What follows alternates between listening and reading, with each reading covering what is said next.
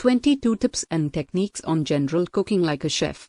Legal disclaimer. While every attempt has been made to ensure that the information presented here is correct, the contents herein are a reflection of the views of the author and are meant for educational and informational purposes only. All links are for information purposes only and are not warranted for content, accuracy or any other implied or explicit purpose.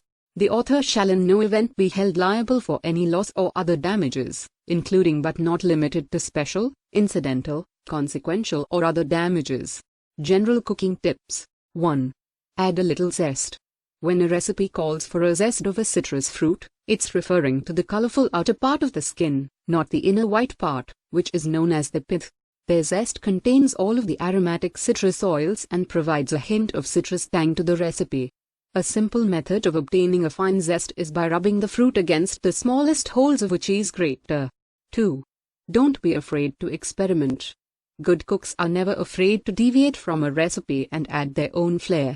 Whenever you make a substitution or addition, be sure to make a note on the recipe so you remember next time whether you liked the change or not. 3. Salted butter versus unsalted butter.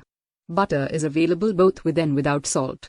The salt is added for extra flavor and to help preserve it so it has a longer shelf life.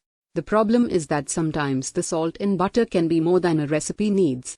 Choosing unsalted butter gives you more control over how much salt your dish contains. If you only have salted butter, the best thing to do is omit approximately 1/4 teaspoon of salt per 1/2 cup, 1 stick, of butter used in the recipe. 4. Use your kitchen scissors. Right now you probably only use your kitchen scissors for opening packaging and bags of milk. But next time you're trimming fat from a roast, opening pitas or cutting chicken into strips, consider using your scissors. Chefs use them all the time for cutting meats and other food items. It's probably best to have a pair that are designated as food scissors only. And be sure you clean them very well after each use because they do have crevices where bacteria can hide. 5. Keep your recipes organized. Nothing is more frustrating when you're ready to start cooking than not being able to find your recipe. Keep things organized by finding a system for filing your recipes that you can keep close at hand in the kitchen. A great option is to buy one of those photo albums where you peel back a plastic sheet and underneath is a sticky surface. This makes recipes easy to find and at any time you can remove or replace them. 6. Stop foods from sticking to the pan. To keep food from sticking to the bottom of your pans, try to avoid ever putting cold foods into a hot pan.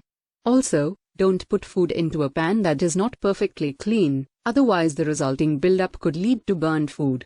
7. Stop water from boiling over. To keep pans from boiling over when cooking, add a thin layer of butter around the rim of the pan. This works well for rice, pasta and potatoes. 8. Avoid oozing egg whites. Do your eggs ooze out some of their whites when you boil them? This is because every egg contains an air pocket at the larger, rounded end.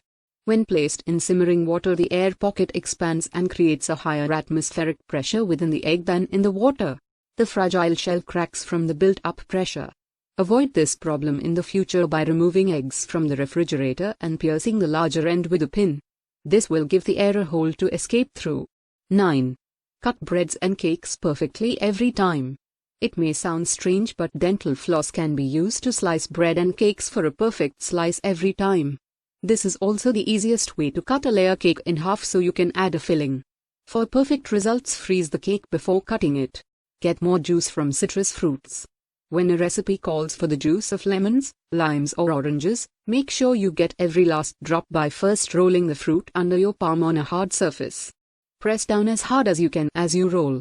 Then simply slice it in half and squeeze. You'll find you get significantly more juice to add lots of flavor to your dish. Peel garlic easily. Peeling garlic can be frustrating unless you know this little tip that the pros use. Lay a clove flat on a hard surface and then pressing down hard on it with the flat side of a large knife.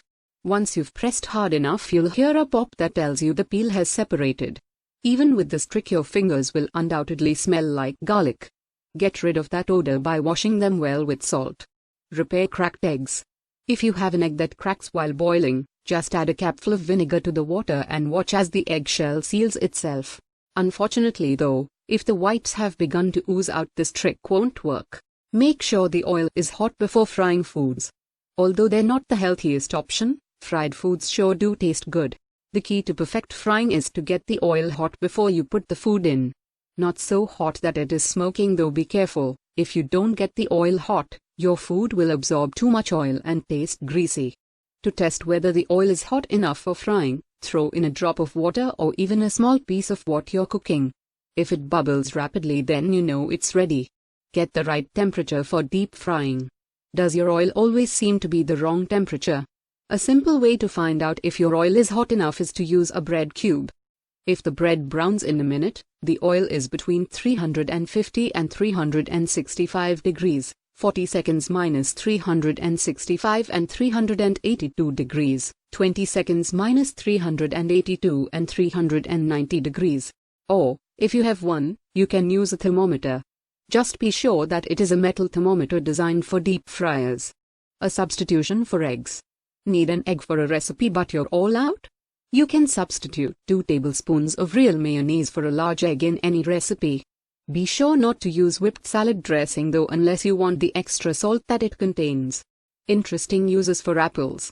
You may have heard before that it's best to keep apples stored separately from other fruits and vegetables because they give off gases that speed up ripening. Well, those same gases are actually useful for some things. An apple wedge in the bag will soften clumped brown sugar overnight. It will also keep your potatoes from sprouting. Remove the fat from soups. Remove the fat from homemade soups by tossing in 4 ice cubes. The fat will congeal around the ice, which can then be removed. This will cool the soup, so you may need to reheat after completing the process. Serve a perfect punch. When serving punch, it is usually left on a buffet table for everyone to help themselves to. So it's important to keep it cold. However, instead of ice, which will dilute the punch, freeze some of the punch itself beforehand and use that. Stop pre-made sandwiches from going soggy. To prevent lunchtime sandwiches from becoming soggy, spread both pieces of bread to the edges with butter, mustard or mayonnaise. Then wrap the sandwich in waxed paper or plastic wrap. Or as possible, assemble the sandwich just before eating. Just pack the bread and filling separately. Always marinate foods in a glass or ceramic dish. Most marinades contain an acidic ingredient such as lemon juice or vinegar that can react with metal and cause off flavors in your food. To save on cleanup, try marinating your fish or meat in a large plastic bag with a zip closure. Set the bag on a plate or in a shallow bowl and refrigerate, turning the bowl occasionally to distribute the marinade. Reduce grease splatters. Few things are messier than splattering grease. And if it gets on your skin, it can be painful. Reduce grease splatters by sprinkling hot grease with salt prior to adding the food to be fried. If this is not completely effective, you can buy grease splatter shields at kitchen stores. Easily grate cheese. Make grating cheese a snap by tossing your cheese into the freezer for an hour before shredding. This will make the cheese hard enough to grate without compromising the taste or texture. Thanks for watching.